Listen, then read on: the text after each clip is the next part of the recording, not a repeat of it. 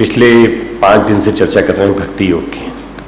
भक्ति योग में पहला जो श्लोक है 12वां अध्याय, उसमें अर्जुन प्रश्न पूछता है कि आप किसको ज़्यादा पसंद करते हैं, जो आपको निर्गुण निराकार रूप में जानता है उसको, या सगुण साकार रूप में। और जब भगवान जवाब देते हैं तो वो सबसे पहले कहते हैं मैया वेश्य मनो ये माम नित्य युक्ता उपासते। मैया वेश, मई आवेश, जो मेरे में मन को लगाकर मेरा ही भजन करता है और मेरे में मन को लगाता है वही मुझे पसंद है। फिर आगे तीसरे चौथे पांचवें छठे सत्या सातवें आठवें नवें 10वें 11वें की व्याख्या हुई कि निराकार की तुलना में, ज्ञान की तुलना में भक्ति क्यों महत्वपूर्ण है। ये जो भगवान ने भक्ति योग की बात कही है, ये पूरे गीता में हर अध्याय में गुथी हुई है। हर अध्याय में कहीं न कहीं भक्ति योग भक्ति योग भक्ति योग आया है, पर भक्ति योग सघन रूप में यदि आया है तो वो 7वें से 12वें अध्याय में आया। गीता को कई बार पढ़ने का मन करता है कि हम गीता कैसे पढ़ें, तो गीता पढ़ने की विधि मैं आज बताता हूँ। गीता को कैसे पढ़ें, गीता का महात्म्य दिया गया है शुरू में। इस गीता के महात्म्य को रोज पढ़ें, मुश्किल से 1-1.5 मिनट लगेगा। इसमें लिखा हुआ है गीता शास्त्रमिदं पुण्यम यह पठेत प्रयतः पुमान। ऐसे 7 श्लोक हैं टोटल, 6 श्लोक हैं, 7वां उसका फलश्रुति है, गीता महात्म्य। इसको पढ़ें। उसके बाद फिर मंडे के दिन पहला और दूसरा अध्याय पढ़े। मंडे को पहला दूसरा अध्याय, कुल मिला के एक दिन के हिसाब से 100 श्लोक आते हैं। 1 महीने तक केवल श्लोक, अगले दूसरे महीने केवल अर्थ, तीसरे महीने श्लोक और अर्थ साथ साथ। ऐसा साल भर तक चला लोगे तो गीता याद हो जाएगी। याद ही नहीं हो जाएगी गीता, जीवन में उतरने लगेगी। सोमवार के दिन पहला दूसरा अध्याय, मंगलवार के दिन तीसरा चौथा पांचवा, 3, 4, 5। बुधवार के दिन 6, 7, 8, 6, 7, 8। गुरुवार के दिन 9वां 10वां, 9th and 10th चैप्टर। शुक्रवार के दिन 11वां और 12वां। शनिवार के दिन 13, 14, 15, 16। शायद हमारे ऋषि मुनियों ने विधान बनाया तो उनको मालूम होगा कि सैटरडे संडे की छुट्टी होती है, तो 13, 14, 15, 16, 17, 18 ज्ञानी होगा। अगर छुट्टी के दिन पढ़ेंगे तो अच्छा रहेगा। 13, 14, 15, 16 सैटरडे को, और संडे को छुट्टी नहीं दी उन्होंने कहा 17वां 18वां अध्याय उस दिन पढ़िए। प्रत्येक दिन के हिसाब से 110 श्लोक आते हैं, 110, 100, किसी दिन 90। टोटल श्लोक कितने हैं गीता में? 710 है ना। टोटल 710 श्लोक हैं। तो 710 श्लोक का स्वाध्याय 1 हफ्ते में हो जाएगा, यानी 4 बार गीता महीने में हो जाएगी आपकी, और 52 बार हो जाएगी, 52 टाइम्स हो जाएगी साल भर में। और ऐसा यदि तुम 100 बार कर लोगे तो गीता तुम्हारे जीवन में उतर जाएगी। गीता तुम्हारा मार्गदर्शन है। 2 साल तक पढ़ो पूरी तरह से, पर नियम मत टूटने देना। अगर एक दिन छूट जाए तो अगले दिन फिर उसको पढ़ने का। आज हम जिसकी बात करने जा रहे हैं, आज हम बात करने जा रहे हैं 12वां, 13वां, 14वां श्लोक। उसके पहले थोड़ा सा भक्ति का सार क्या है। तो नारद भक्ति स्तोत्र में एक बात आती है, चाहे तो उसको लिख ले, 25वां स्तोत्र है। सा तु कर्म ज्ञान योगेभ्य, सा यानी वह, तो कर्म ज्ञान योगेभ्यो, कर्म योग ज्ञान योग इन सब का अपि अधिकतरा, वो तो भगवान श्री नारद जी कहते हैं, देवर्षि नारद, कि भक्ति तो कर्म ज्ञान से भी परे है, उससे ही परे है। भक्ति का सार क्या है, अल्टीमेटली क्या मिलता है? भक्ति का सार है प्रसाद। प्रसाद यानी शांति। मनः प्रसादः सौम्यत्वम मौनम आत्म विनिग्रह। भक्ति के माध्यम से शांति मिलती है, मन की शांति। मन की शांति नहीं होगी तो सुख कहां से मिलेगा? अशांतस्य कुतः सुखम, गीता कहती है अशांतस्य कुतः सुखम। अशांत व्यक्ति को सुख कहां से मिलेगा? इसलिए सबसे बड़ी चीज है मन की शांति, मन का प्रसाद। ज्ञान कर्म भक्ति सबका सार है, सूत्र है प्रसाद। प्रेम रूपा भक्ति परमात्मा का प्रसाद है। भक्ति मनुष्य में नहीं विराजती, भक्ति कहां विराजती? परमात्मा में। हम क्या करते हैं? परमात्मा पे आरोपित करके अपने सारे के सारे समर्पण को हम भक्ति उनसे मांगते हैं। हे प्रभु, आप अपने चरणों में भक्ति हमें दीजिए। तो परमात्मा अपनी भक्ति के कोष में से थोड़ा सा हिस्सा हमें दे देते हैं। भक्ति और कर्म और ज्ञान तो हमारे दिमाग में है, कर्म और ज्ञान हमारे अंदर, भक्ति नहीं है। अगर भक्ति होती तो हम बात बात पे तर्क नहीं करते, बात बात पे बहस नहीं करते। अज्ञानी का अहंकार रेत पे खड़ा भवन है, ज्ञानी का अहंकार, ज्ञानी का भवन चट्टान पे खड़ा हुआ है, आंधियों से भी टक्कर ले सकता है ज्ञानियों का। भक्त का भवन परमात्मा में खड़ा हुआ है, भक्त का भवन परमात्मा में खड़ा हुआ है। अगर हम देखें भक्त को किसी गणित में बैठता है क्या? नहीं, किसी गणित में नहीं बैठता। गणितीय चक्कर है ही नहीं, तर्क का चक्कर ही नहीं है, तर्क तथ्य प्रमाण की भाषा ही नहीं है। भक्त में मीरा, आचार्य शंकर और महावीर, इन सबको सामने रख लीजिए। महावीर बड़े त्यागी हैं, आचार्य शंकर बड़े ज्ञानी हैं, महावीर कर्मयोगी हैं, आचार्य शंकर ज्ञान योगी हैं। और यदि मीरा को देख लें तो मीरा क्या कर रही है? मीरा ने सब छोड़ के अपने हाथ में खड़ताल पकड़ ली और उसने मैंने गिरधर लीनो मोल लियो तराजू तोल। कोई कहे सस्तो, कोई कहे महंगो, पर मैंने तो ले लिया। किसी ने कहा सस्ता है, किसी ने कहा महंगा है, पर मैंने खरीद लिया। भगवान को भक्ति के द्वारा खरीदा जा सकता है। भगवान एक ही चीज से बिकते हैं, भक्ति के माध्यम से। 26वां श्लोक है इसी का, भक्ति फल रूपा। भक्ति फल रूपा क्या है? फल रूप त्वात्, सूत्र है फल रूप त्वात्, अर्थात भक्ति फल रूपा है।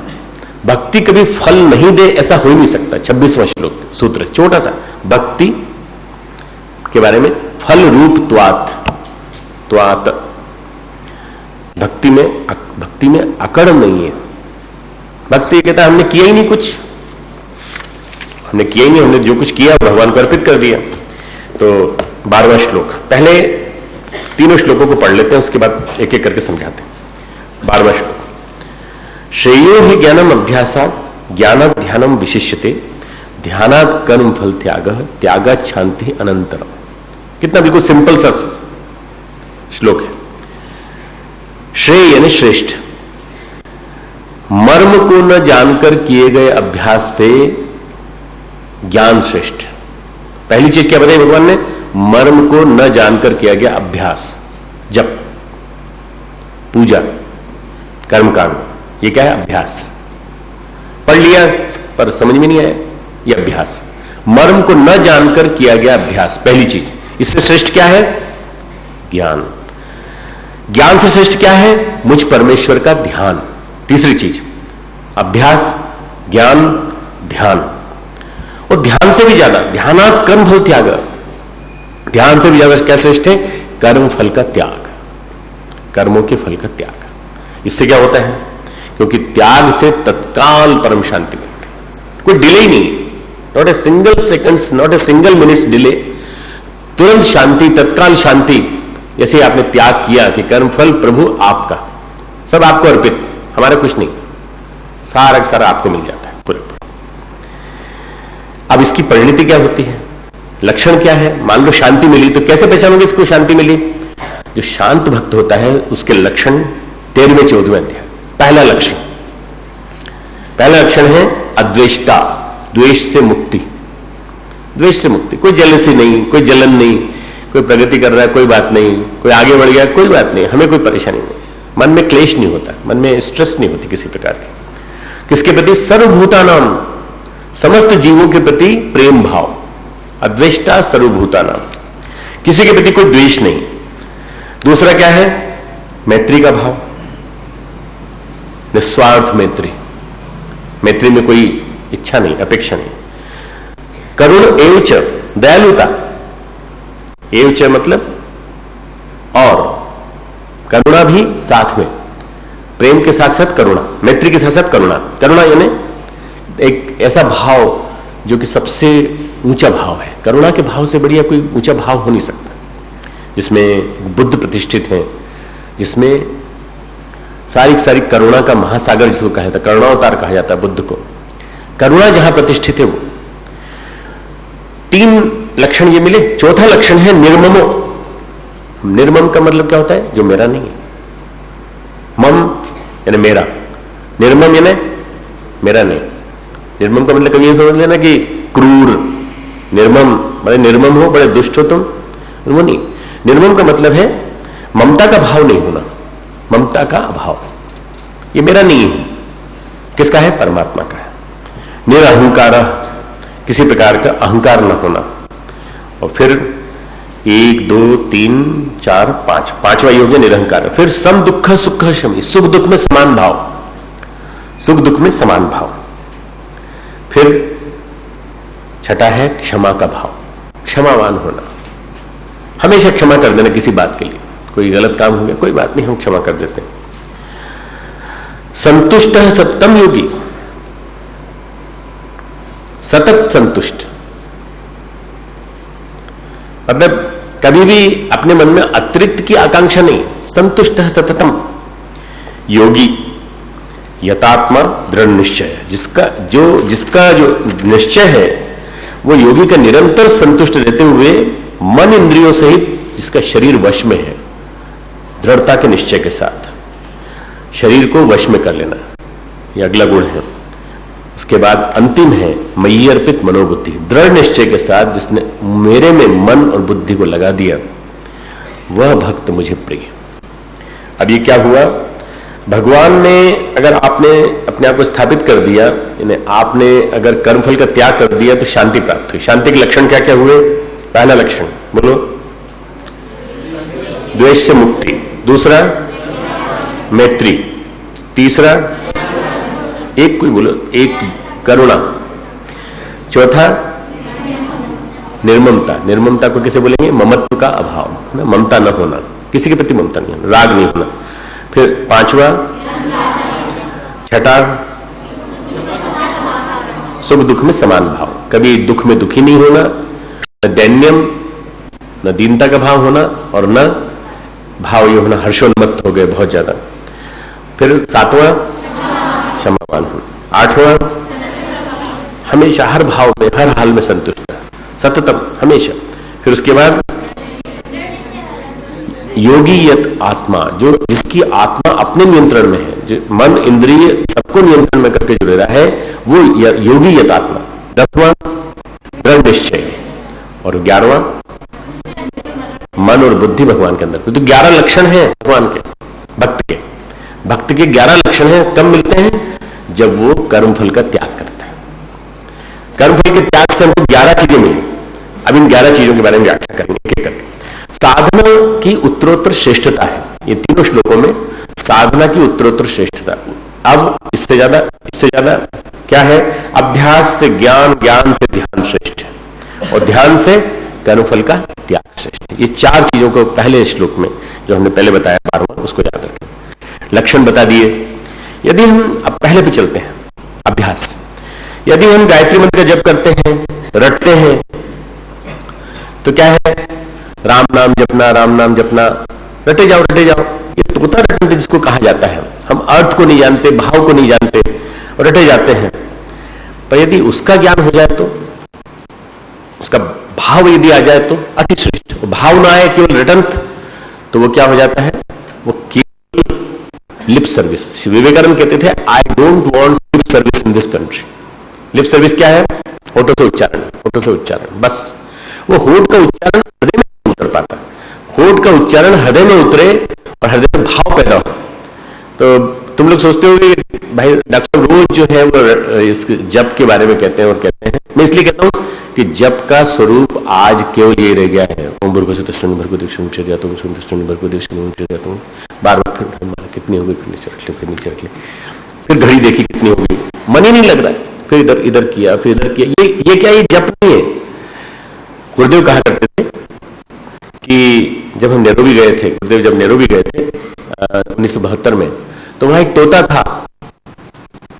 तोता, उसको वहां विद्या परिहार करके अपनी कार्यकर्ता थी, उन्होंने उस तोते को सिखा दिया था गायत्री मंत्र।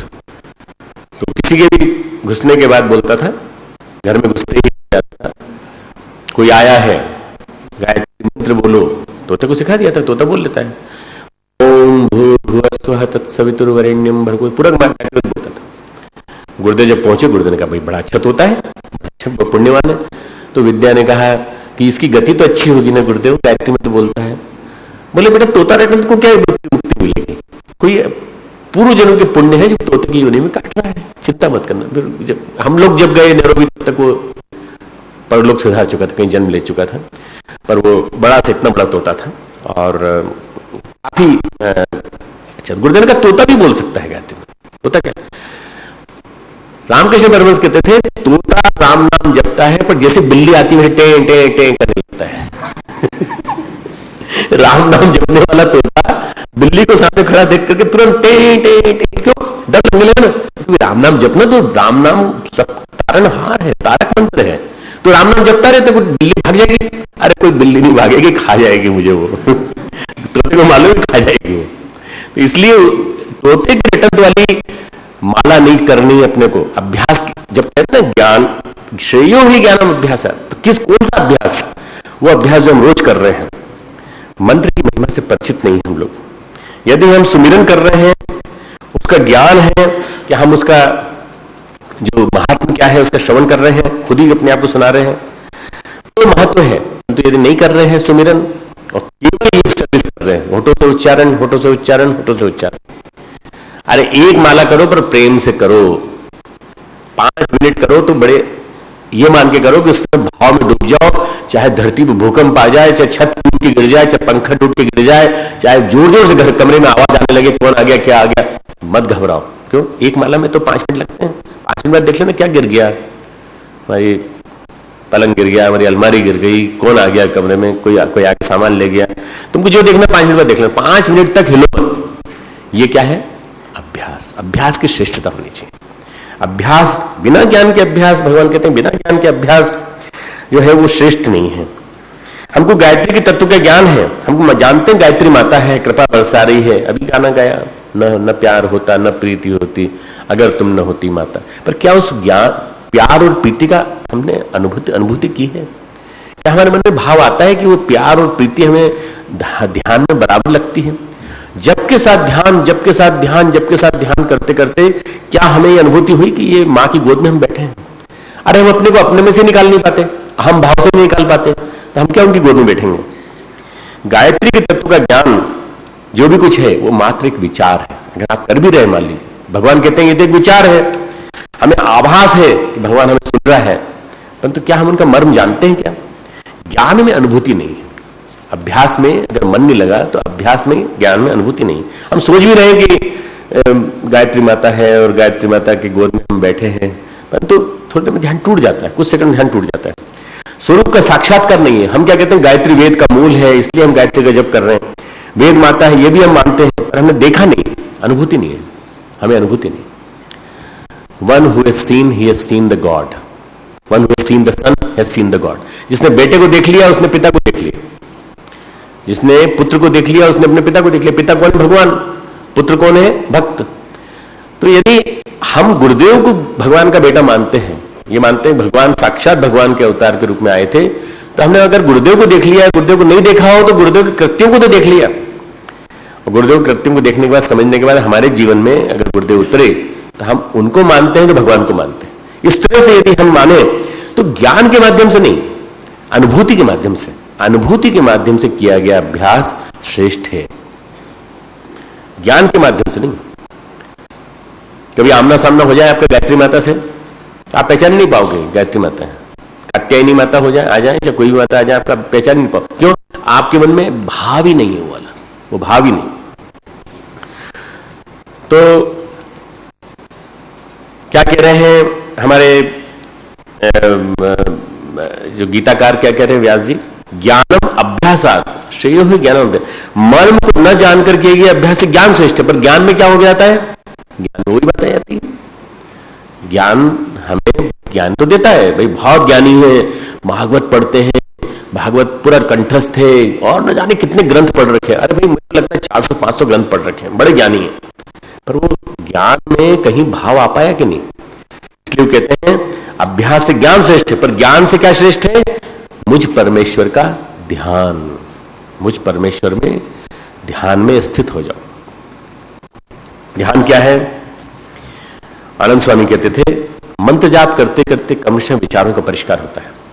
आर्य समाज के प्रमुख थे आनंद स्वामी, परम पूज्य गुरुदेव को बहुत मानते थे। कभी कभी हमें लगता है कि आर्य समाज और गायत्री परिवार दोनों की धारणाएं विपरीत थी, कैसे मानते थे। वो कहते थे गायत्री माँ का साक्षात जिन्होंने साक्षात्कार किया है वो आचार्य श्री हैं, गायत्री माँ के वरद पुत्र हैं। और मैं तो माँ का केवल बोध ही कर पाता हूँ। सारे के सारे आर्य समाजी माँ के रूप में विरोध करते हैं, और मैं कहता हूँ अगर देखना है तो आचार्य जी की आंखों से देखो कि माँ कैसी होती है। उन्होंने गायत्री की माँ को गायत्री माँ को जीवंत कर दिया, उन्होंने गायत्री को माँ रूप में जीवंत कर दिया। आर्य समाजी कभी हम लोगों से बहस करते हैं, ये आपने कौन सा गीत बना दिया, अगर प्यार न होता प्रीति होती, अगर तुम न होती माता। और वो एक गाना है, एक गीत है जो हम अर्थ के रूप में गाते हैं, तूने हमें जन्म दिया पालन कर रही है तू, तुझसे ही पाते प्यार हम कष्टों कर रही तू। तो असली मूल क्या है? ये मूल आर्य समाज का गीत है। तूने हमें जन्म दिया पालन कर रहा है तू, तुझसे ही पाते प्यार हम कष्टों को हर रहा है तू। वो बाप के रूप में कल्पना करते हैं, वो कहते हैं आपने कैसे पैदा कर दी? अरे सूर्य भगवान की आराधना है। गुरुदेव ने मां के रूप में रखा है, पिता के रूप में कल्पना नहीं हो पाती। कभी तुमको हम अचानक यहां से एक पत्थर फेंक के मारे, तुम क्या चिल्लाओगे? ओ मां, क्या बोलोगे? ओ बाप, ओ पिताजी, नहीं बोलोगे ना। सबसे पहले कौन याद आएगा? माँ, मम्मी, कोई ना कोई याद आएगी। तो माँ पहले याद आती, पिता बाद में। गुरुदेव ने माँ के रूप को जीवंत किया। 20-25 साल तक गुरुदेव चौक आर्य समाज मथुरा के प्रधान रहे, और वहां के प्रधान रहने के बाद आर्य समाज वालों से कहा अगर मैं माँ का सनातन रूप नहीं दे पाया तो ये मिशन नहीं फैलेगा। मैं गायत्री को सर्वव्यापी बनाना चाहता हूं, और आप लोगों ने संकीर्ण बना दिया इसको। आप कहते हो सब जगह है भगवान, पर इस मूर्ति में नहीं है। मैं कहता हूं मूर्ति में भी है, चित्र में भी है, पर माँ के रूप में है। गुरुदेव ने विरोध मूल्य पर आनंद स्वामी जो है हमेशा गुरुदेव के भक्त रहे, और आर्य समाज के प्रधान थे पूरे भारत में आर्य समाज के। उन्होंने किताब लिखी आनंद गायत्री कथा, बहुत सुंदर किताब है, पढ़ने लायक। तो वो कहते हैं कि मंत्र जाप से क्रमशः विचारों का परिष्कार होता है, परंतु यदि ध्यान किया जाए तो आदमी परमात्मा में विलीन हो जाता है। रिफाइनमेंट, क्रमशः रिफाइन होती चली जाती चेतना, सूक्ष्मीकृत होती चली जाती चेतना, पैनापन, रिफाइनमेंट एंड सूक्ष्मीकरण, चेतना का सूक्ष्मीकरण।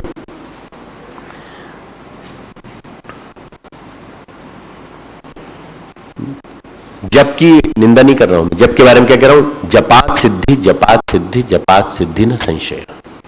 ये महर्षि अनिर्वाण का वाक्य। जपात सिद्धि, जपात सिद्धि, जपात सिद्धि न संशय। जब से सिद्धि मिलेगी, सिद्धि मिलेगी, सिद्धि मिलेगी, इसमें कोई संशय नहीं है। पर जप कौन सा? प्राण पूर्वक, प्राण विवल होकर, भाव विवल होकर किया गया जप। जप में प्राण डाला गया हो तो सिद्धि मिलेगी, नहीं तो नहीं मिलेगी।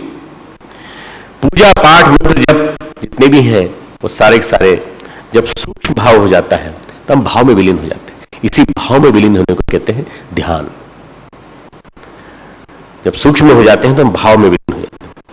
सूक्ष्म की प्रतिष्ठा हो तो ध्यान लगे, सूक्ष्म की प्रतिष्ठा हो तो ध्यान लगे। अब ये तीन चीजें हमको देखी। श्रेयो ही ज्ञानम अभ्यासात ज्ञानात् ध्यानम विशिष्यते। कबीर की कहानी सुनो। कबीर का बेटा था कमाल, इसके बारे में कहा गया ना, क्या कहा गया? कमाल के बारे में क्या कहा गया?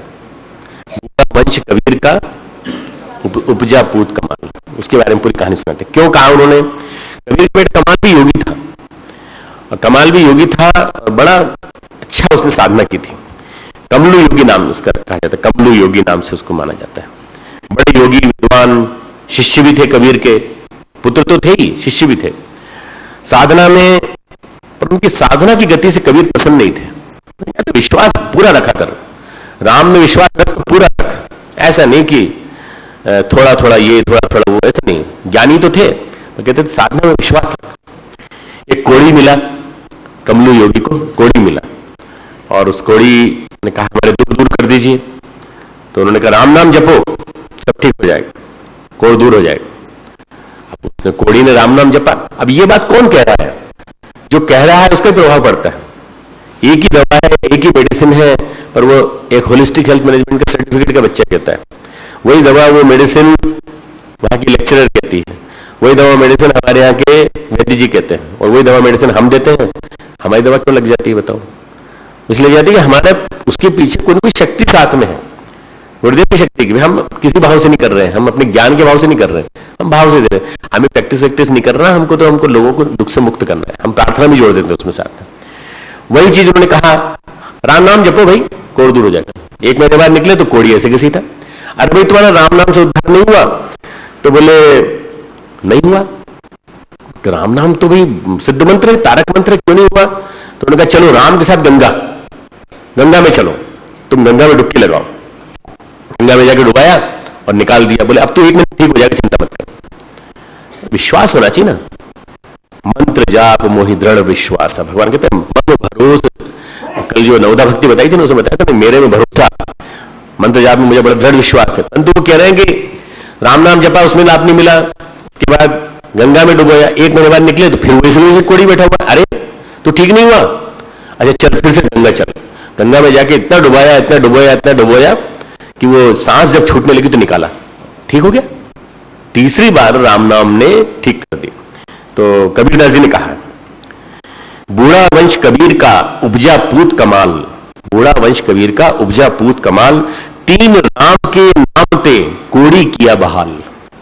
दूसरी लाइन तुमने नहीं सुनी होगी, 3 बार राम नाम दिलवाया तूने, अरे तेरे को विश्वास होता तू मेरा बेटा है, मेरे खानदान का बेटा है, तो एक ही राम नाम से हो जाता कमाल। पर हे कमलू योगी, हे कमाल हमारे बेटे, देखो 3 बार राम नाम का उच्चारण करना पड़ा, तो 3 महीने लग गए करने में।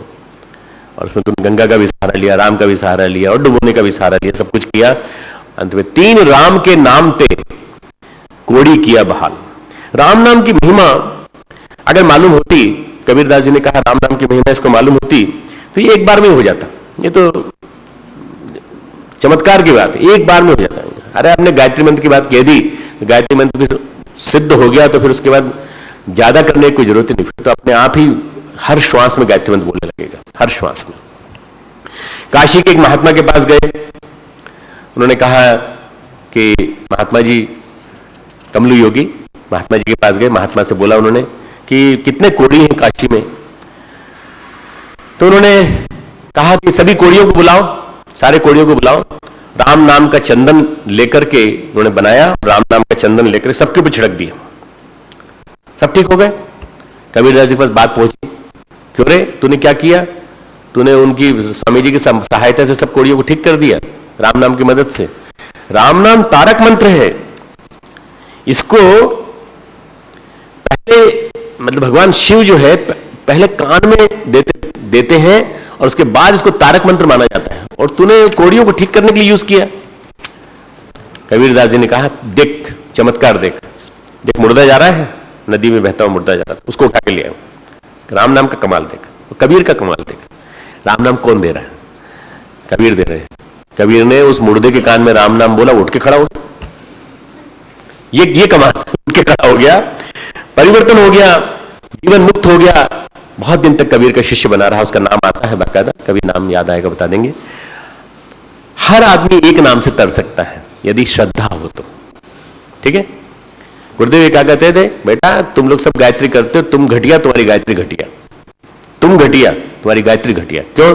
सकाम जुड़ा हुआ है इसमें, सकाम, पहले सकाम निकालो, निष्काम भाव से पैदा करो। जब तक निष्काम भाव नहीं पैदा होगा तब तक गायत्री में प्राण नहीं आएगा। हमारी और गुरुदेव की गायत्री में अंतर है, वे एक मंत्र से कई चमत्कार पैदा कर देते हैं, हमारी नीचे के स्तर की है। अभ्यास तो है पर ज्ञान नहीं है, अभ्यास तो है पर ज्ञान नहीं है। श्रेयो ही ज्ञानम अभ्यास, ज्ञान अभ्यास से ज्यादा श्रेष्ठ। अभ्यास के साथ जरूरी है ज्ञान, और ज्ञान से भी ज्यादा क्या श्रेष्ठ है? ध्यान। ये चीज रट जानी चाहिए। अभ्यास, जप वगैरह, जप, प्रार्थना, कीर्तन, संकीर्तन, इनसे ज्यादा श्रेष्ठ क्या है? ज्ञान। ज्ञान से ज्यादा श्रेष्ठ क्या है? ध्यान। ध्यान से ज्यादा श्रेष्ठ क्या है? कर्म फल का त्याग। बस अब ये 4 चीज दिमाग में बैठ जानी चाहिए कि ये भगवान ने जो भक्ति योग में बताई है 12वें अध्याय में, ये 4 स्टेप्स हैं, उत्तरोत्तर श्रेष्ठता। इसका मतलब ये नहीं कि पहला स्टेप को छोड़ देना है, पहला स्टेप भी यथावत चलना है, सेकंड स्टेप पे भी चलना है, थर्ड स्टेप पे भी चलना है, तब जाकर के 4th स्टेप तक पहुंचो। हमारे यहाँ एक मतलब गायत्री मंत्र की गुरुदेव कहते हैं तुम्हारी गायत्री घटिया, तुम घटिया। एक उदाहरण सुनाता हूं। हमारे एक थे जो गुरुदेव के साथ हर यात्रा में चलते थे, और गुरुदेव 80 जबलपुर के रहने वाले थे, और कंडक्टर वो थे अपने टीसी, क्या बोलते हैं उसको, टीटी, जो कंडक्टर होता है ना जो स्लीपर में चलता है, वो साथ चलते थे। और वो कहते थे गुरुदेव ने मुझे गायत्री ऐसी कर दी है कि मेरी गायत्री सिद्ध हो गई है। तो मैं कितना करता हूं? बोले गुरुदेव ने तो 24 लाख का जब किया था तो 80 माला की थी, मैं 240 माला रोज करता हूं। 240 माला रोज करता है। और जब टीटी के रूप में चलता था, भ्रष्टाचार करता था, रिश्वत लेता था। टीटी के रूप में चलता था तो हर किसी से रिश्वत लेता था। तो गुरुदेव के साथ रहकर भी नहीं बदला। एक जगह यज्ञ कराने गए, यज्ञ कराने के लिए बैठे तो वो पीले कपड़े में थे तो पहचान नहीं रहे थे लोग बाग में। 2-3 लोग ऐसे बैठे थे जिनसे उन्होंने रिश्वत ली थी, पैसे लेकर सीट दी थी उन्होंने। तो वो तीनों के तीनों बार बार सोचे कहां देखा है, कहीं याद आ रहा है इसको, कहीं देखा है। और जैसे ही वो कहने लगे देखिए हमारे गुरुदेव बड़े वो हैं और आप उनका ध्यान कीजिए, ये कीजिए, वो कीजिए, मंत्र ये बोलिए, मंत्र बोलिए, जल हाथ में ले लीजिए। बोले अरे ये तो वही है जिसने कहा कि जैसे जल हाथ में लेते हैं ऐसे ही तुम नोट हाथ में लेकर के भावना करो कि तुम जो दे रहे हो वो निस्वार्थ भाव से दे रहे हो, मेरे हाथ में दे दो। ये वही आदमी है जिसने हमसे पैसे लेकर के सीख दी। इसको क्या गायत्री आती होगी, इसका क्या हुआ कर्मकांड क्या होगा? बोले अरे तुम तो वही हो जिसने हमसे रिश्वत ली थी। तो बोले नहीं आपको गलतफहमी हुई। ऐसा करके उन्होंने बात को टालने की कोशिश की, देखा वो पीछे ही पड़ गए तो हट के चले गए, दूसरे से कहा तुम यज्ञ करा दो, मैं नहीं यज्ञ करूंगा। और कहते 240 गायत्री मंत्र रोज जपता हूं। ब्रह्मचर्य में आए तो एक कमरे में रहने लगे नीचे, जहां गायत्री माता नहीं आई थी तब तक। गायत्री माता के आने के पहले गायत्री माता की प्रतिष्ठा नहीं हुई थी। एक कमरे में रहने लगे तो कह मैं एक पांव पे खड़े होकर करता हूँ गुरुदेव गायत्री, एक पांव पे खड़े होकर गायत्री करता हूँ। कैसे करते थे? जैसे पता चलता था कोई आ रहा है तुम खड़े हो जाते एक पांव पे, और जैसे भी जाता था फिर दोनों पांव पे आराम से बैठ जाते थे। ये क्या दिखाने वाली भक्ति, ये दिखाने वाली भक्ति किसी काम की नहीं है। उनकी गति क्या हुई आप सबको मालूम है, वो गति कहीं नहीं हुई। बड़े कंफ्यूजन में बीते दिन और उसके बाद उनका कोई नाम सुनने को नहीं आया। 75 क्षेत्र तक आते रहे, उसके बाद फिर अभी 80 में आए, फिर 90 में आए, फिर अभी 98 99 तक भी वो आए, परंतु भक्ति उनके जीवन में नहीं आ पाई। कम से कम गुरुदेव के साथ काम किया था तो गुरुदेव ने उनका कई कर्जा मुक्त कर दिया कर्जों से, परंतु वैसे नहीं बन पाए। नीम करोरी बाबा हनुमान के भक्त बने जाते हैं। नीम करोरी बाबा फर्रुखाबाद में तपस्या की, गंगा के किनारे। फर्रुखाबाद, फतेहाबाद, ये फतेहपुर करके कौन सी जगह है ये वाला, कानपुर के पास वाला हिस्सा, इस बेल्ट में उन्होंने बहुत तपस्या की। हनुमान जी की पूजा करते थे, पर बार बार ये कहते थे कि तुम लोगों को ये बात की अनुभूति क्यों नहीं होती कि हनुमान जी अजर अमर है? जब मैं साधारण तो मुझे अनुभूति हो जाती है, तुम्हें क्यों नहीं होती? जब मैं समझ जाता हूं तो तुमको ये अनुभूति क्यों नहीं होती कि तुम जो सोच रहे हो हनुमान जी भी समझ रहे हैं? क्यों? हनुमान जी अजर अमर है, वो साक्षात इस धरती पे मौजूद है, वो तो परम समर्थ है। हनुमान जी तुम्हारे मनोभावों को समझ रहे हैं, ये बोध नहीं है तुम में। उनकी साधना और सिद्धि पूरी तरह से हनुमान जी की साधना थी। इतनी गहराई से आत्मसात किया था कि हनुमान साक्षात हनुमान हो गए थे। बहुत सिद्ध पुरुष माने जाते हैं। गोविंद वल्लभ पंत जो भारत के गृह मंत्री बने और उत्तर प्रदेश के प्रथम मुख्यमंत्री बने, संयुक्त प्रांत उत्तर प्रदेश के गोविंद वल्लभ पंत, जिनके बेटे केसी पंत दिल्ली में रहे। और गोविंद वल्लभ पंत बहुत अच्छे माने जाते हैं, बहुत ही बढ़िया चीफ मिनिस्टर रहे। उनके भक्त थे पंत जी उनके यहाँ आते थे और उनके यहाँ प्रणाम करके जाते थे कानपुर में। तो किसी ने कहा कि पंत जी अब सीएम हो गए हैं उत्तर प्रदेश के, नीम करोरी बाबा से कहा। तो बोले कि उसको बुलवाओ।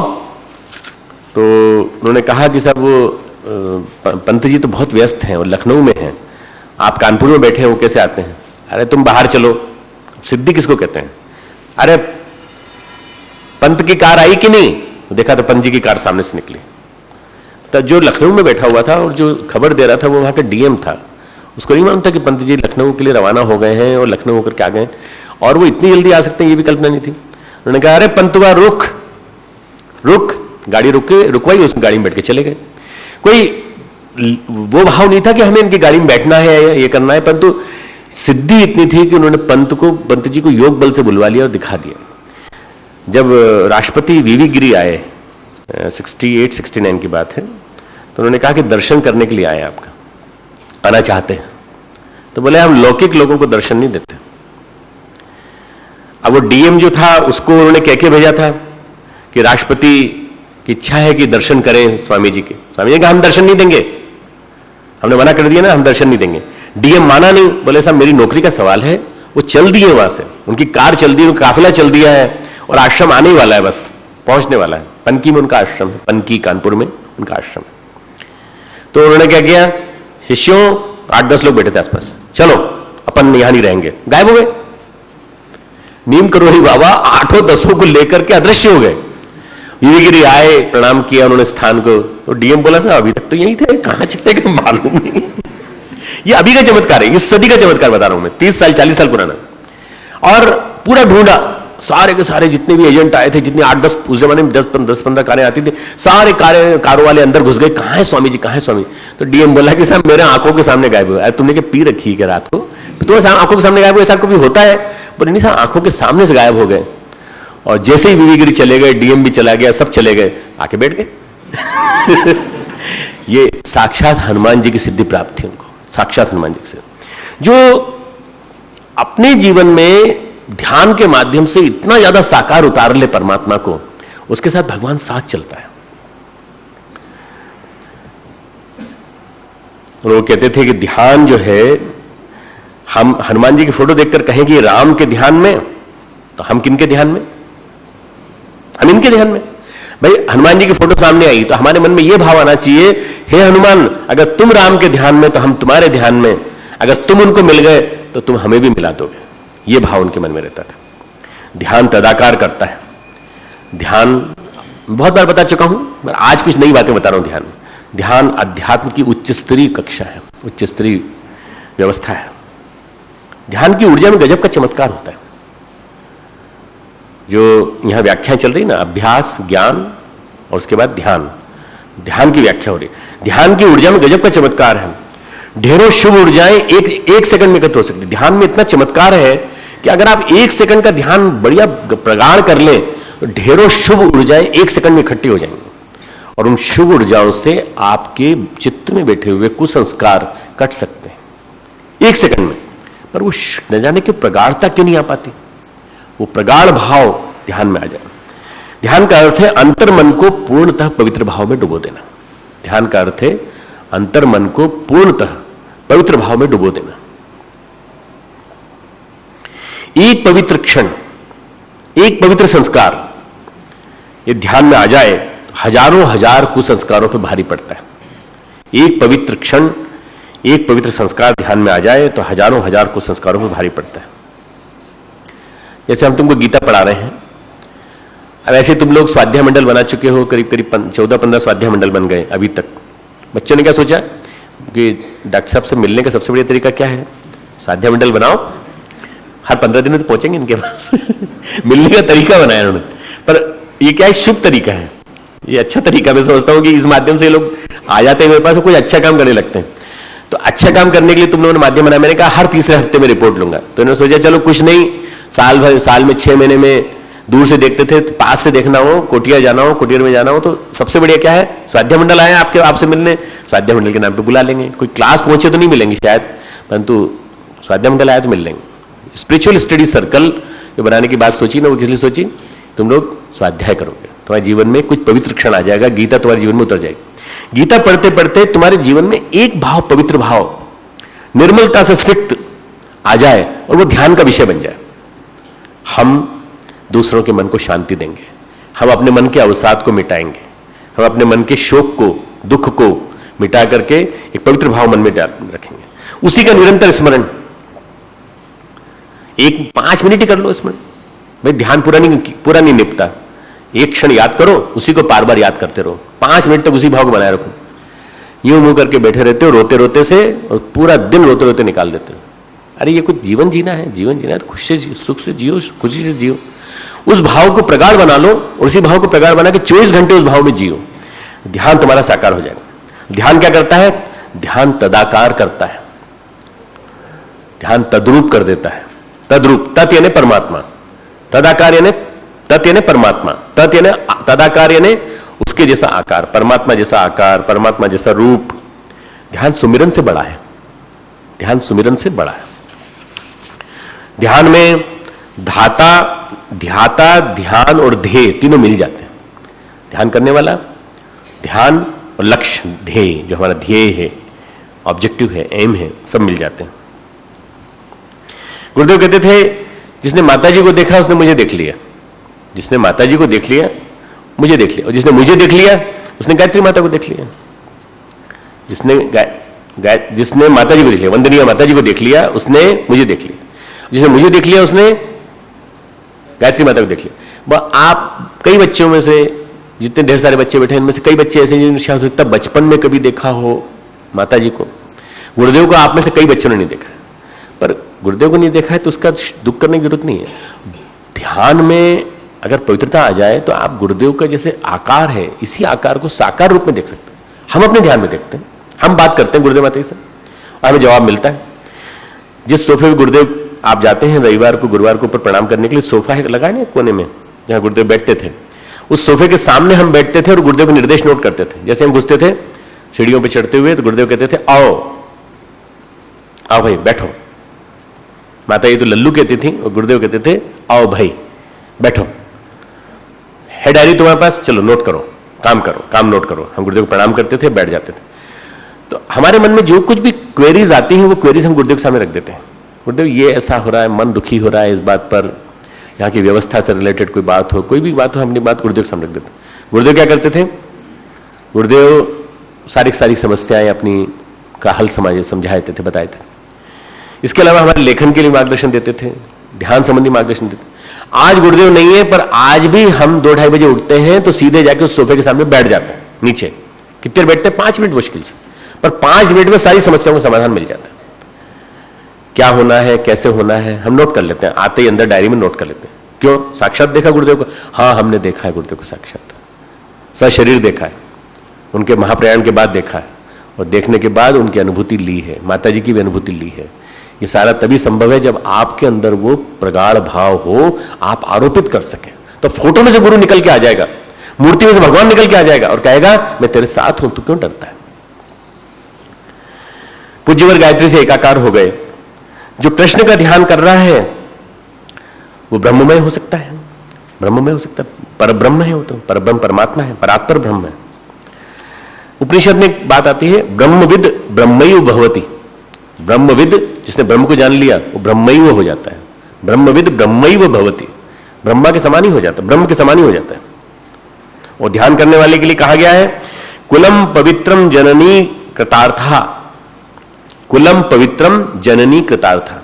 मैं किसी चीज की बुराई नहीं कर रहा हूं कि अभ्यास बुरा है या ज्ञान बुरा है, ध्यान बुरा है। मैं सबकी तारीफ करते करते आगे बढ़ रहा हूं, क्योंकि एक से एक सीढ़ी है, दूसरी सीढ़ी है, तीसरी सीढ़ी है, एक से श्रेष्ठ है, एक से श्रेष्ठ है। तो ध्यान की बात कर रहे हैं हम लोग। ध्यान करने वाले का कुल पवित्र और जन्य की कोख धन्य हो जाती है। कुल पवित्र हो जाता है और जन्य की कोख धन्य हो जाती है। पर भगवान क्या कहते हैं गीता में? कर्मफल त्याग, त्यागात् शांति अनंतरम। ध्यानात् कर्मफल त्याग, ध्यान से भी ज्यादा क्या श्रेष्ठ है? कर्मफल का त्याग। ऐसी व्याख्या जो गीता में है उसी विलक्षण है कि दैनंदिन जीवन के लिए हमारे मार्गदर्शन है। अभ्यास, विचार, ध्यान तीनों के शुभ संस्कार बनते हैं। मैंने बताया था ना, अभ्यास से ज्ञान श्रेष्ठ, ज्ञान से ध्यान श्रेष्ठ। इन तीनों के शुभ संस्कार बनते हैं, संस्कार बनते हैं इनके। और जहां संस्कार बनते हैं वहां कोई ना कोई, जहां बीज बना वहां वृक्ष बनेगा कि नहीं? पर कर्मफल त्याग का कोई संस्कार नहीं बनता। कर्मफल त्याग से कोई संस्कार नहीं बनता, इसलिए आप मुक्त हो जाते हैं, जीवन मुक्त हो जाते हैं। भले ही शुभ संस्कार हो, आप क्यों संस्कारों में बनते हैं? आप क्यों नहीं मुक्त हो जाते? इसलिए कर्मफल का त्याग श्रेष्ठ बताया गया। यह शिखर है, कर्मफल का त्याग शिखर है, चरम सीमा पर है। 4 चोटियां थी, एक चोटी, दूसरी चोटी, तीसरी चोटी, चौथी चोटी। अभ्यास, ज्ञान, ध्यान, चौथी चोटी कर्मफल का अभ्यास, सबसे जो ये शिखर है। इस शिखर पर पहुंचने के बाद जिसने जान लिया उसने सारा रहस्य जान लिया। अपने भगवान जो है कहीं चाहत की दौड़ में नहीं है। भगवान क्या है? साक्षात नमूना है कर्मफल त्याग के। 3 अध्याय का 22वां श्लोक देखें जरा। 3 अध्याय के 22वें श्लोक में भगवान कह रहे हैं, न मे पार्थास्ति कर्तव्यम त्रिषु लोकेषु किंचन। तीनों लोकों में मेरे लिए कोई भी कर्तव्य, कोई भी काम करने के लिए नहीं है। नानु वाप्तम अवाप्तव्यम वर्तेव च कर्मणि। न कोई भी प्राप्त योग्य करने वस्तु मुझे अप्राप्त है। सब कुछ तो है मेरे पास, मैं ऐश्वर हूं, ऐश्वर्यशाली ईश्वर हूं, फिर भी मैं कर्म करता हूं। जिसके पास सब कुछ है वो भी कर्म कर रहा है। क्यों? क्योंकि कर्म फल का त्याग करना उनको आता है। कर्म फल का त्याग करना उनको आता है। हम कृष्ण जैसे आदर्श बने। चौथे अध्याय का 14वां श्लोक, चौथे अध्याय का 14वां श्लोक, ये न माम कर। अब फिर आगे इसी बात को अलग ढंग से कहते हैं, इसी बात को उसको पूर्वार्ध कह लीजिए तो उत्तरार्ध क्या है चौथे अध्याय में? नमाम कर्माणि लिपंती निम्पंती न मे कर्म फले स्पृहा इति माम यो भी जानती कर्म भी न सबद्यते। कैसे करें? कर्म फल से मुक्त कैसे होए? कर्मों के फल में मेरी स्पृहा नहीं है, कर्मों के फल में मेरी लगाव नहीं है, मेरा कोई इससे मतलब नहीं है, इसलिए मुझे कर्म लिप्त नहीं करते। आपकी कर्म फल में स्पृहा है, इसलिए कर्म आपको लिप्त करते, कर्म चिपक जाते हैं हमसे, और जब कर्म चिपक जाते हैं तो संस्कार बन जाता है, संस्कार बन जाता है तो उसका फल मिलता है, और फल मिलता है दुख के रूप में मिलता है, कष्टों के रूप में मिलता है। इस प्रकार जो मुझे तत्व से जान लेता है वो भी कर्मों से नहीं बनता। तो दो काम किए भगवान ने, दो काम बताए, या तो मुझे तत्व से जान लो या फिर कर्म फल से मुक्ति पा लो, कर्मों का फल मुझे अर्पित कर दो। दो बातें बता रहे हैं श्लोक में। जब मेरी कर्म के फल में स्पृहा नहीं है, स्पृहा यानी रुचि, रुचि, when I am not attached to the karmas, then, और कर्म जो मुझे नहीं मानते तो फिर तुम क्यों बनते हो? जो तुम मत बंधो। ऐसे कितने व्यक्ति हुए मैं बताऊं? ऐसे तो 4 व्यक्ति ऐसे हुए हैं सृष्टि के इतिहास में जिन्होंने कि कर्म फल के त्याग को वास्तव में जीवन में साक्षात करके दिखाया। कौन कौन है? श्री कृष्ण, जिनके मैंने बात कही, न मे कर्म फल स्पृहा, चौथे अध्याय के 14वां श्लोक। उसके बाद दूसरे इसी युग के आदमी बता रहा हूं मैं, चाणक्य, उसके बाद स्वामी विवेकानंद, और उसके बाद परम पूज्य गुरुदेव। इन 4 को मैं मानता हूं कि इन 4 ने अपने जीवन में कर्मफल से बिना बंधे काम किया। चाणक्य एक ऐसा हुआ जिसे कर्मफल की कभी चाह नहीं थी। चाणक्य को धूर्त, कपटी, मक्कार कहा गया। चाणक्य के ऊपर एक सीरियल बना था, आपने देखा होगा, शायद ना देखा हो तो उसके कैसेट, सीडीज वगैरह सब अवेलेबल हैं, कभी देखना चाहिए, बहुत बढ़िया है। चंद्र प्रकाश द्विवेदी का बनाया हुआ था। चाणक्य को धूर्त कहा गया, कपटी कहा गया, मक्कार कहा गया। नंद की बेटी से चंद्रगुप्त की शादी कराएंगे। अरे नंद तुम्हारा दुश्मन है, क्यों शादी करा रहे हो? उन्होंने कहा हमें तुम्हें कुछ दिखाई नहीं पड़ता, हमें विराट विश्व दिखाई पड़ता है, हमें पूरा भारत को महाभारत बनाना है, हमें भारत को चक्रवर्ती बनाना है और इसको चंद्रगुप्त को चक्रवर्ती सम्राट बनाना है। चाणक्य जैसा चक्रवर्ती, चाणक्य जैसा ब्राह्मण कोई हुआ नहीं जिसने की चोटी खोल ली थी। उसने कहा था कि जब तक मैं इस नंदवंश के राज्य को, क्योंकि ये विलासी सारे देश को, पूरे भारतवर्ष को विलासी बना रहा है, इसलिए मैं इसको हटा करके चंद्रगुप्त को बिठाऊंगा। दासी पुत्र को बिठाया और चंद्रगुप्त ने कहा महाराज आप पापी हैं। चाणक्य से कहा आप हमारे गुरु जरूर हैं पर आप पापी हैं, आप पाप में लिप्त हो रहे हैं, हमें भी लिप्त कर रहे हैं। तो उन्होंने कहा हम देश के लिए चाहते हैं, हम राष्ट्र के लिए चाहते हैं, इसके लिए जो भी कर्म करना पड़े तुमको करना पड़ेगा। एक घोर विरोधी था उनका, नंद का मंत्री, नंद का चीफ मिनिस्टर, नंद का कहा जाए तो राक्षस, अमात्य राक्षस, अमात्य कात्यायन राक्षस उसका पूरा नाम था, अमात्य कात्यायन राक्षस। वो उन्हें मारने को तैयार था, चाणक्य को किसी तरह से मारो। उन्होंने कहा ये ब्राह्मण एक गलती करे और इसे मार दो, पर गलती नहीं करते थे। पकड़े तो कैसे पकड़े, गलती नहीं करते थे। चाणक्य ने ऐसी परिस्थितियां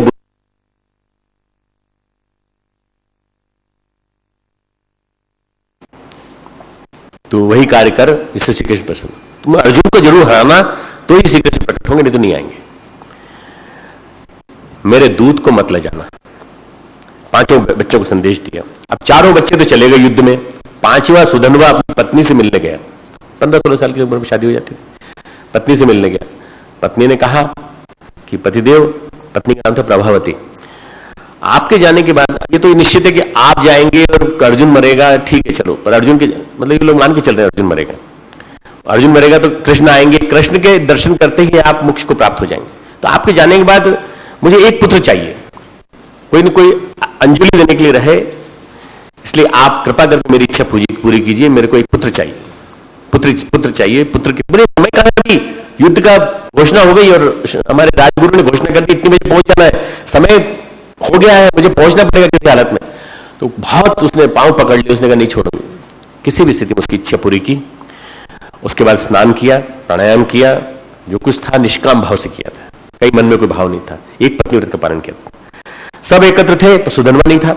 अब शंख लिखित ने क्या किया, उन्होंने कहा कि ये कहां रह गया सुधनवा, बुलाओ उसको। भागे भागे आए वो, भागे भागे आए और पिताजी से कहा कान में कि पिताजी वो पत्नी आपकी बहू की इच्छा हो गई कि पुत्र चाहिए, तो मैं जानबूझ करके मुझे थोड़ी देरी हो गई। बोले श्री कृष्ण का नाम सुनने के बाद भी तो काम के वशीभूत हो गया, श्री कृष्ण का नाम सुनकर भी तूने स्त्री संग किया, और स्त्री संग करने के बाद तूने पुत्र पैदा करने की इच्छा से तूने किया। बोले इच्छा से नहीं पिताजी, मैंने अपने एक पत्नी व्रत का पालन करने के लिए। विवाह के बाद आज तक हम दोनों मिले नहीं, शादी हुए मुश्किल से भी करीब 20-25 दिन हुए हैं। पत्नी की इच्छा है कि पुत्र चाहिए, पत्नी की इच्छा है तो उसके लिए तो बोले यहां तो युद्ध की लड़ाई चल, यहां तो युद्ध की तैयारी चल रही है। तो दोनों ऋषियों ने आज्ञा दी कि उबले तेल में डाल दिया जाए इसको, उबले तेल में डाल दिया जाए। खोलते हुए कड़ाह में तेल में सुधनवा को डालने, क्योंकि एक पत्नी व्रत को भंग की बात नहीं थी, ये युद्ध क्षेत्र में आने की मर्यादा को भंग कर दिया। तो उन्होंने क्या किया, तुलसी दल मुंह में लिया, तुलसी की माला गले में डाली, तुलसी की माला गले में डाल करके उन्होंने कहा, जैसे हाथ जोड़कर जैसे प्रहलाद को बचाया था अग्निदेव, जैसे प्रहलाद को बचाते समय आप शीतल हो गए थे, ऐसे मुझे भी, क्योंकि मुझे कृष्ण के दर्शन करना है। वो कूद गया कड़ाह में कूद गया और अग्नि तेल शीतल हो गया, आराम से तैर रहा प्रेम से, जैसे स्विमिंग पूल में तैरने लगा। तो लोगों ने कहा, शंख और लिखित दोनों मुनियों ने कहा, अरे ये क्या हो रहा है भाई, ये तो तैर रहा है। हमने तो भाई बोलते तुमने जरूर कोई ना कोई गड़बड़ की है, इसमें तेल जो है गर्म नहीं है। तो उन्होंने कहा अच्छा, एक नारियल, शंख जो है उनको शंका हो गई, उन्होंने एक नारियल बड़ा सा सूखा वाला वो डाला कि उबलता हुआ तेल है कि नहीं वास्तव में, खोलता तेल। जैसे ही डाला उसके 2 टुकड़े हुए, एक टुकड़ा शंख को यहाँ लगा, एक टुकड़ा लिखित को जाके लगा, दोनों मुनि जाके नीचे गिरे। उन्होंने कहा यार उबलता हुआ तेल था और ये भक्त है निश्चित रूप से, इसको क्यों नहीं, खोलता हुआ तेल शीतल कैसे हो गया। अब शंख ने कहा जब इसकी भक्ति इतनी है, जब इसको नहीं लग सकती अग्नि, तो मुझे क्यों लगेगी। शंख भी कूद पड़े खोलते हुए तेल। जब शंख भी कूद पड़े, सुधनवा ने उनका हाथ पकड़ लिया। जैसे सुधनवा ने स्पर्श किया, तेल शुरू में उनको खोलता हुआ लगा, पर जैसे उन्होंने स्पर्श किया वैसे तेल शीतल हो गया। उन्होंने कहा सुधनवा, तेरे स्पर्श में शीतल हो गया, तू बड़ा भक्त है, तुझे सेनानायक बनाया जाएगा, तू बाहर निकल, तेरा अपराध क्षमा कर दिया, सेनानायक बनाया जाएगा, तू चल। गर्व में फूले अर्जुन युद्ध करने लगे। अरे कौन बच्चा आ गया ये 15-16 साल का, तू क्या लड़ेगा, बाकी 4 राजकुमार तो मर गए युद्ध में। तो वो अर्जुन कहता है, वो सुधनवा कहता है, अरे श्री कृष्ण को बुलाओ अर्जुन, तुम तो अब जाने की तैयारी करो, तुम कृष्ण को बुलाओ।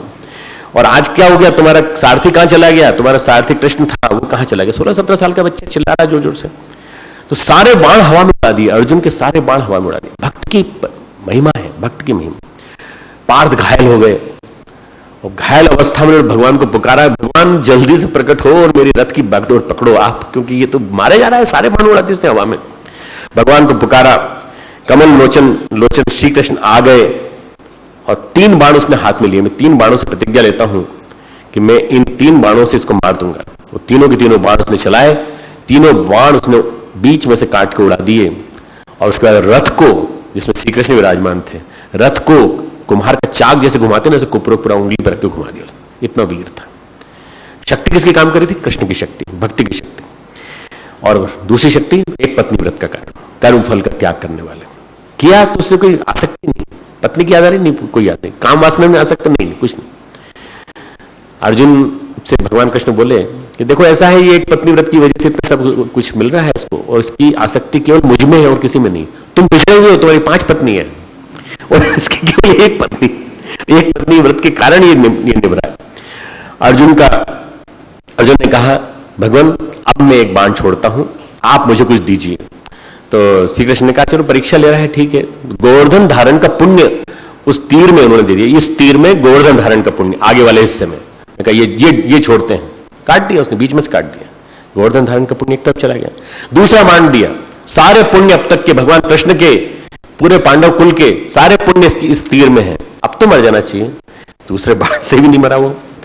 दूसरा बाण जब चला गया तो तीसरे बाण में रामावतार का पुण्य उन्होंने डाला, पिछले अवतार का पुण्य। रामावतार में जितना पुण्य कमाया था वो, इस जन्म का जितना पुण्य है वो, पिछले में हिस्से में ब्रह्मा, मध्य में महाकाल भगवान शंकर, और अगले वाले हिस्से में स्वयं श्री कृष्ण विराजमान होकर गए। और तीर के ऊपर विराजमान होकर के, जैसे पिछले वाले हिस्से में ब्रह्मा, बीच में महाकाल और अगले वाले हिस्से में श्री कृष्ण स्वयं, विष्णु भगवान स्वयं।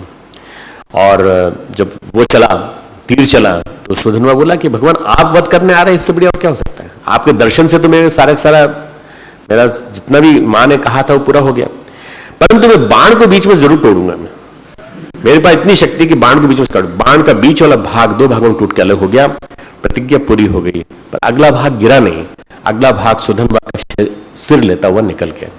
उसमें रामावतार का पुण्य था, कृष्णावतार का पूरा पुण्य था, तो अवतारी चेतना से कोई इतना थोड़ी संघर्ष कर सकता। सुधन्वा का सिर कट करके गिरा, परंतु बिना सिर के सुधन्वा ने सेना को अच्छी तरह से मात दे दी। फिर भगवान के चरणों में आके गिरा, सिर श्री कृष्ण के चरणों में आके गिरा, उसमें से एक ज्योति निकली और कृष्ण में समा गई पूरी। इसको क्या कहते हैं?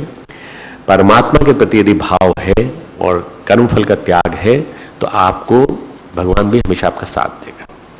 तो तुम जो है यहां मत रहो, मेरे राज्य में मत रहो। मैं कहां रहूं? आप जगह बता दीजिए। उन्होंने 5 जगह बताई। 5 जगह तुम रह सकते हो कलयुग। जुआ, शराब, हिंसा, परिस्त्री गमन जहां होता हो, और जुआ, शराब, हिंसा, परिस्त्री गमन और स्वर्ण जहां सोना हो, ये 5 स्थानों पर हो। अब मुकुट परीक्षित पहने हुए थे, मुकुट में सोना था, मुकुट में कली बैठा हुआ था। कली के प्रभाव से उनका दिमाग आ गया।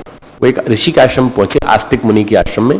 काशी निर्मम भूत्वा युद्धस्व विगज्जर, सारे कर्मों को मुझ में अर्पण करके आशा रहित, ममता रहित और संताप रहित, विगज्वर, ज्वर यानी फीवर, ज्वर यानी गुस्से का बुखार। यहां ज्वर से क्या मतलब है? गुस्से का बुखार, संताप का बुखार। जब मन में संताप होता है, जब मन में बहुत शोक होता है, बहुत दुख होता है, बहुत गुस्सा आता है, तब भी बुखार आया था। कहते हैं अरे क्यों तुम ऐसे उबल रहे हो? ज्वर, तो विगत ज्वर छोड़कर युद्ध कर। क्यों? 3 चीजों से, निराशी, बिना किसी आशा के, बिना किसी कामना के, आशा मतलब कामना, ममता रहित होकर, संताप रहित होकर युद्ध कर। अगला यही निर्मम शब्द आया है दूसरे अध्याय के 71वें श्लोक में, दूसरा अध्याय का 71वां श्लोक। इस तज्ञ में भगवान कहते हैं विहान कामान्य सर्वान पुमांश्रित निस्पृह निर्ममो निरहंकारः स शांतिम अधिगच्छति। किसको शांति मिलती है? ममता रहित को, अहंकार रहित को, स्पृहा रहित, उसी को शांति मिलती है। ये ममता शब्द जो है भगवान ने जो यहाँ लिया है वो इसलिए लिया है कि जहां स्वार्थ से जुड़ी हुई ममत्व भाव हमारे अंदर हो तो वो हमारे अंदर नहीं होना चाहिए। भगवान को क्या पसंद है? भगवान को निरहंकारी व्यक्ति पसंद है, अहंकार पसंद नहीं। सुख दुख आते हैं भक्त के जीवन में, वो भी समान रूप से ले लेता है। मैं सारे गुणों को एक करके लेता चला जा रहा हूं। सुख दुख में समान भाव, दोनों में समान भाव। श्री अरविंद का पैर टूटा, बाथरूम में गिर गए, फ्रैक्चर हो गया। हमारा फ्रैक्चर हो जाए तो हम बड़े दुखी हो जाते हैं, अटेंडेंस का क्या होगा, इसका क्या होगा। अरे अटेंडेंस ठीक हो जाएगी, तुम्हारे अगर सही अर्थों में अगर हुआ है तो उतने दिन का सर्टिफिकेट दे दोगे तो हो जाएगी। पर वो श्री अरविंद जो है बाथरूम में गिरा, टूटे, खुशी से खड़े हो गए, बोले डॉक्टर को बुलाओ भाई। नीरज वरण वहां डॉक्टर थे, एमडी थे, उन्होंने बुलाया, एक फ्रैक्चर देखा गया तो प्लास्टर लगा दिया। मुंबई के भक्त ने लिखा कि महर्षि मैंने सपने में देखा कि आप दुखी हैं, आप पीड़ा में हैं। तो उन्होंने कहा पीड़ा में हम विकल नहीं है, हमने रूपांतरण कर लिया अपना। हमको सुख दुख स्पर्श नहीं करते। उस दुख की वेला में उन्होंने और ज्यादा काम किया, महर्षि अरविंद ने और ज्यादा काम किया। प्लास्टर है, वैसे भी रहते थे, बैठे रहते थे और बैठ करके ध्यान करते थे, ध्यान करने का मौका मिल गया। परम पूज्य गुरुदेव को शियाटिका का दर्द होता था। शियाटिका के दर्द में भी वो हम लोग, जब दर्द गुरुदेव को होता था 2-3 बार हुआ हमारे अवधि में, जब मैं 14 साल 15 साल साथ रहा, तो 2-3 बार हुआ गुरुदेव, जितनी बार हुआ उतनी बार उन्होंने दुगना काम किया। और 4 पेज लिखते थे, 4 पेज मतलब 8 पेज लिखे उन्होंने। अरे बीमार होते तो भाई हम तो आराम करते हैं, वो आराम नहीं करते। महापुरुष सम दुख सुख क्षमी, दुख और सुख में समान और सबके लिए क्षमा का भाव, क्षमा का भाव, किसी के लिए परेशानी नहीं। श्री अरविंद आश्रम में बेकरी में ब्रेड बनती थी, कोई एक आदमी आता और ब्रेड रोज चुरा के ले जाता, पर चुरा के एक ही ब्रेड ले जाता था, एक रोज चुरा ले जाते। पकड़ लिया गया एक दिन, क्यों चुराते हो? बोले हम श्री अरविंद से ही बताएंगे। अच्छा, गिने चुने लोग थे, 30-40 लोग थे आश्रम में। क्यों तुम चुराते हो? तुमको पैसा कितना मिलता है? हमको सब 5 रुपए मिलता है, और 5 रुपए में हमारे घर का खर्च नहीं चल सकता। हमारे 2 बच्चे हैं, पत्नी है, एक हम है, तो यहां से एक ब्रेड मिलती है तो हम एक ब्रेड और ले आते हैं, उसको आधे आधे हिस्से करके 3 खाते हैं।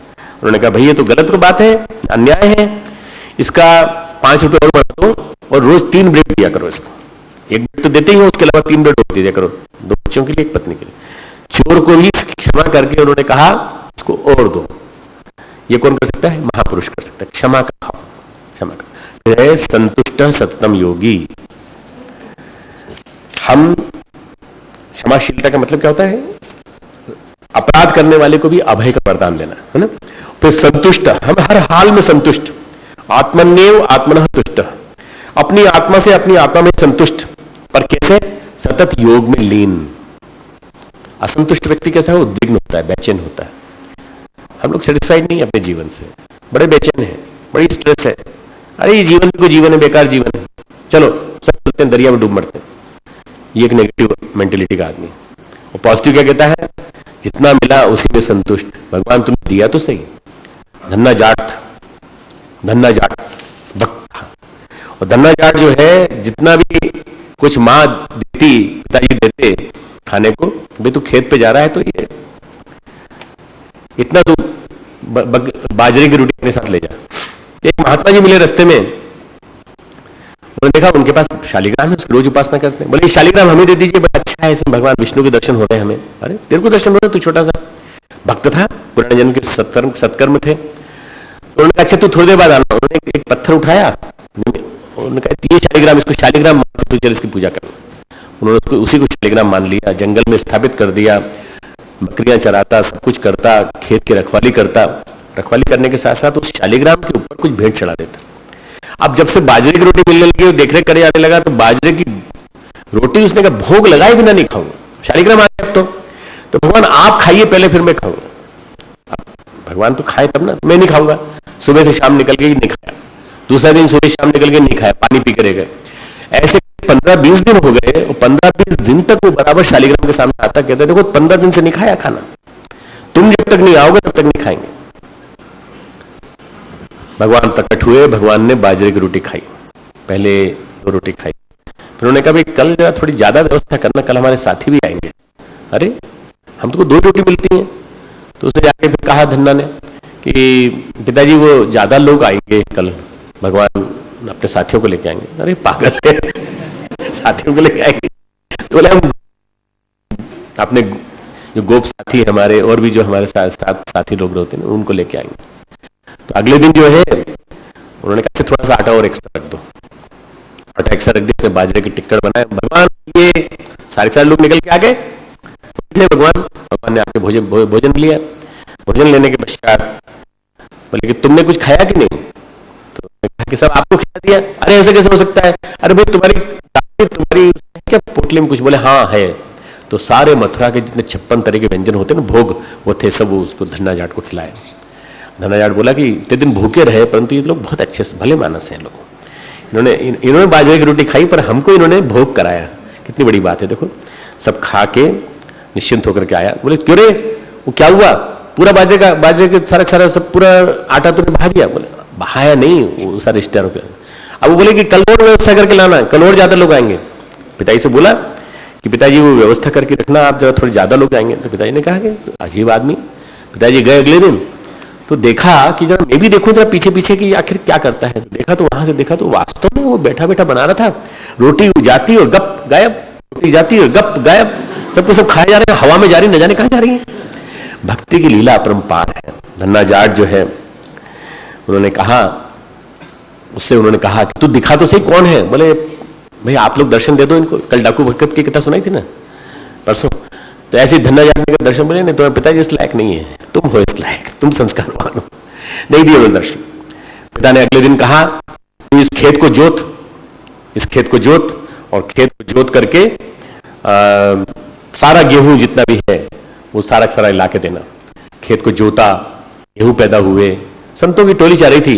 संतों ने कहा भाई तुम्हारे गेहूं निकल आए क्या? बोले हाँ आज गेहूं आज जा रहे हैं, पिताजी के पास जा रहे हैं, सारी बोरियां भर के जा रहे हैं, मैं ले जा रहा हूं गाड़ी भर के। बोले सारे गेहूं हमें दे दो, हमें जरूरत पड़ेगी। अरे संत लोग मांगे तो नहीं देना चाहिए, सारा गेहूं संतों को दे दिया। पिताजी के पास जाकर पिताजी वो सब तो चले गए, पूरे के पूरे गेहूं चले गए। कहां चले गए? संतों को दे दिया। अरे महापागल है तू, सारा गेहूं संतों को दे दिया, अब अपने यहाँ कैसे काम चलेगा, अपने घर के खर्चे कैसे चलेगा? उसने कोई बात नहीं, मैं बात करता हूँ भगवान कृष्ण से, आई टॉक टू हिम। अब वो आया लौट करके और आकर के उसने कहा भगवान आपकी प्रेरणा से मैंने संतों को दिया है, अब आप आगे का काम आप करिए। तो उससे भगवान ने संदेश दिया कि इस खेत को जो तूने जिस खेत को काटा है, इस खेत को फिर से तू एक बार हल चला दे। इसमें खेत में हल चला दिया, एक बार अच्छी तरह से हल चला दिया। 2 दिन फसल हो गई, तीसरे दिन गेहूं आ गए, चौथे दिन गेहूं के पूरे पूरे लदालद दाने, और छठे दिन पूरे पूरे भर के फिर से ले आया। तो कहां से लिया? चोरी करके लिया है? नहीं, चोरी करके नहीं, अपने खेत में से। कितनी काटी फसल? बोले मैंने करीब अभी आधे हिस्से काटी है। आधा हिस्सा दिखा, सारा गांव देखने आया और धन्ना जाट की भूरी भूरी प्रशंसा की कि ऐसी भक्ति हो तो ऐसी, इस फसल को काट चुके थे, उस फसल में फिर से 4 दिन के अंदर फसल आ जाए। ऐसी अजब की महिमा है, क्योंकि ऐसा व्यक्ति सततम योगम, याद नहीं रहता, होश रहता है तो एक ही, अनुभूति देती है तो एक ही, परमात्मा परमात्मा हम आपके हैं। मय्यर्पित मनोबुद्धि, अंत में क्या है? यथात्मा दृढ़ निश्चय, उसका होता है नियंत्रण, अपने ऊपर नियंत्रण, शरीर पे, मन पे, इंद्रियों पर नियंत्रण, कोई चीज नहीं आ सकती बीच में, संकल्प की दृढ़ता होती है। अंत में ऐसे के भाव विचारों का केंद्र मैं ही होता हूं और कोई नहीं। भावों का विचारों का केंद्र मैं ही हूं और कोई मेरे मार्ग में नहीं आ सकता। रामकृष्ण परमहंस कहा करते थे 2 तरह की मक्खियां होती हैं, विष्ठा मक्खी, मधुमक्खी। विष्ठा मक्खी, मधुमक्खी। विष्ठा मक्खी हमेशा जहां गंदगी हो रही है वहीं जाती है, और गंदगी होती है वहां जाकर के आराम से उसको लगता है कि जीवन का स्वर्ग का कोई आनंद है तो यही है, उसको लगता है। और मधुमक्खी, मधुमक्खी को मधु के पास जाती है, मधु के साथ रहती है हमेशा उसके मन में। तो गुरुदेव रामकृष्ण परमहंस कहा करते थे विष्ठा मक्खी, सांसारिक लोग जितने भी होते हैं वो विष्ठा मक्खी के समान होते हैं, वो सोचते हैं इसी में सुख है, यही सबसे बड़ा आनंद है, यही सब कुछ है। और मधुमक्खी कौन सी होती है? भक्त जो मात्र भगवान के लिए सोचता है। मय्यर्पित मनोबुद्धि, ये कौन है? मधुमक्खी। और मम अर्पित मनोबुद्धि, ये कौन है? विष्ठा मक्खी। हमें सोचना है हमें क्या बनना है। लाइट बंद कर दीजिए, 5 मिनट ध्यान करेंगे फटाफट जल्दी से। आज थोड़े उदाहरण ज्यादा थे, विषय ज्यादा क्लियर। 5 मिनट का संक्षिप्त ध्यान।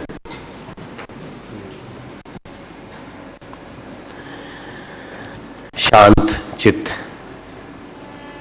आज हम ध्यान करने जा रहे हैं योगेश्वर कृष्ण का। योगेश्वर कृष्ण के साथ साथ परम पूज्य गुरुदेव। गुरुदेव यदि पारस हैं तो योगेश्वर कृष्ण कल्पतरु हैं। हिमालय, हिमाच्छादित शिखर, हिमाच्छादित शिखर, कैलाश पर्वत, नंदा देवी, नर नारायण पर्वत, त्रिशूल, सुमेरु, इन सारी श्रृंखलाओं के बीच में हम बैठे हैं। हिमालय,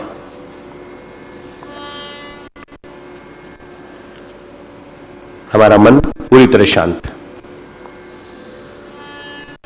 अंतरतम में शांति ही शांति।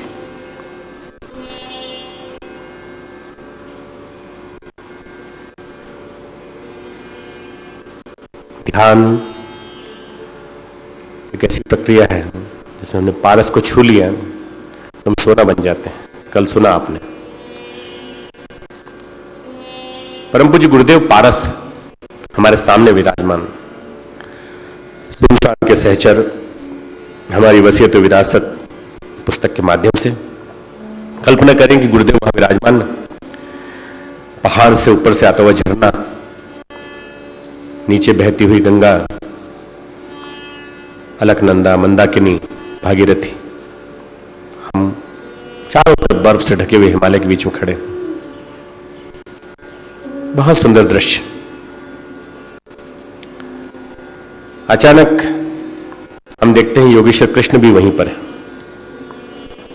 मुकुटधारी,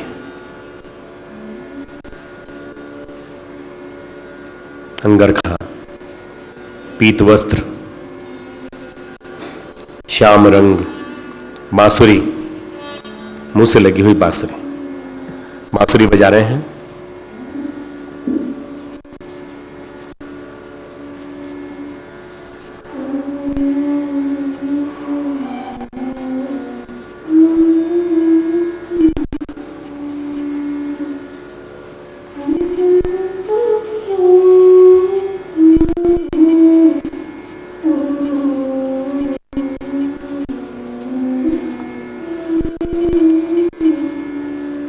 हम आंखें मलते हैं, गुरुदेव श्री कृष्ण बदल जाते हैं श्री कृष्ण गुरुदेव में,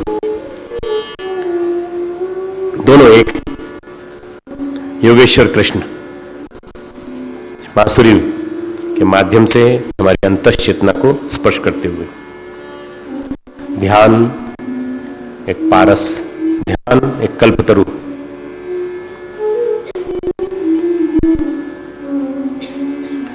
दोनों के सानिध्य से हमारे जीवन के सारे कषाय कलमश साफ होते चले जा रहे हैं। हमारा मन निर्मल होता जा रहा है, हमारे विचार धुलते चले जा रहे हैं।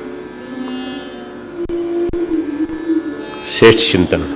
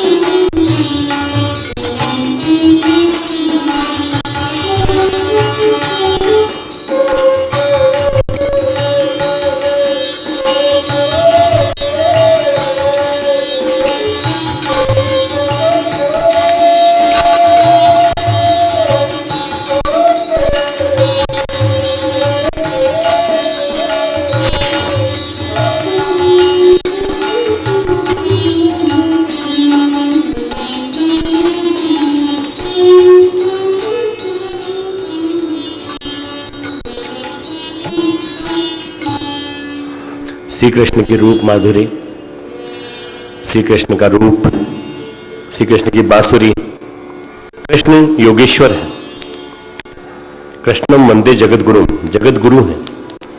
जगत गुरु होने के नाते उनके माध्यम से हमारे जीवन में क्रांतिकारी परिवर्तन, हमारे जीवन में भक्ति योग का समावेश, उनके प्रति, परमात्मा के प्रति, गुरु सत्ता के प्रति।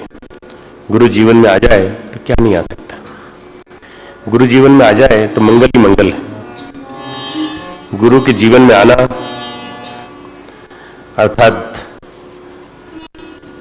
हमारे जीवन का एक प्रकार से कायाकल्प हो जाना। अगर हम अपनी जीवन नौका गुरु को सौंप दें, गुरु ही पार लगाते हैं। जगत गुरु श्री कृष्ण हमारे गुरु, परम पूज्य गुरुदेव हमारे गुरु, गुरु चरणों में शरण पाकर हम धन्य हो जाते हैं।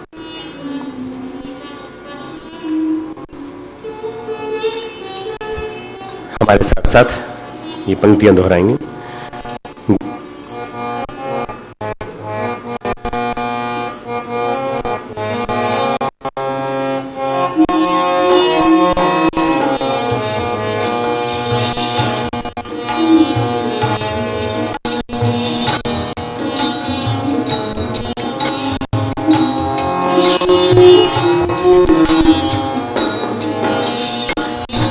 गुरु की छाया में शरण जो पा गया, उसके जीवन में सुमंगल आ गया।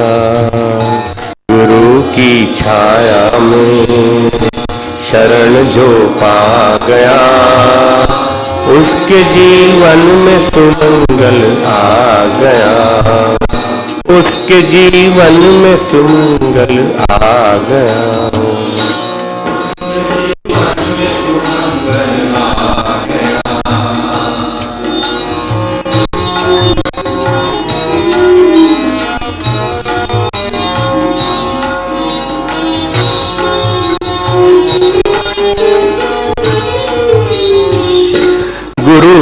कृपा तो सबसे बड़ा उपहार है।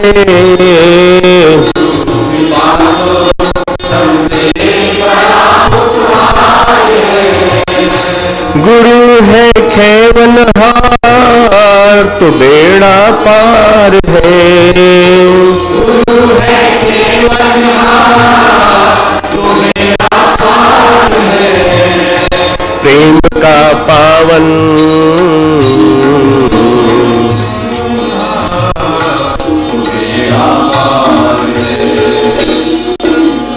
पावन प्रेम का पावन उजाला छा गया, उसके जीवन में सुमंगल आ गया। उसके जीवन में सुमंगल आ गया। गुरु की छाया में शरण जो पा गया, उसके जीवन में सुमंगल आ गया।